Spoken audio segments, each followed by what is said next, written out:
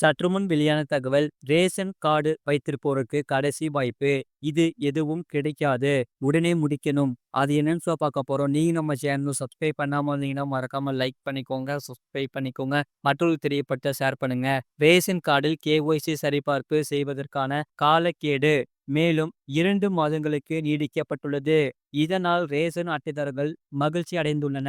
Ration கார்டில் KYC சரிபார்ப்பை அரசு கட்டாயமாக்கியுள்ளது. இது தொடர்பான உத்தரவுகளை மத்திய அரசு வெளியிட்டாலும் அதை செயல்படுத்தும் அதிகாரம் மாநிலத்துக்கு மாநிலம் வெவ்வேறாக உள்ளது. இந்நிலையில் உத்தரப்பிரதேச மாநிலத்தில் ரேஷன் கார்டு வைத்திருப்பவர்களுக்கு முதல்வர் யோகி ஆதித்யநாத் ஒரு பெரிய நிவாரணம் வழங்கியுள்ளார். ரேஷன் கார்டில் கேஒய்சி சரிபார்ப்பு செய்வதற்கான கடைசி தேதி மீண்டும் நீடிக்கப்பட்டுள்ளது. பயனாளிகளின் நலனுக்காக மேலும் 2 மாதங்கள் அவகாசம் வழங்கப்பட்டுள்ளது.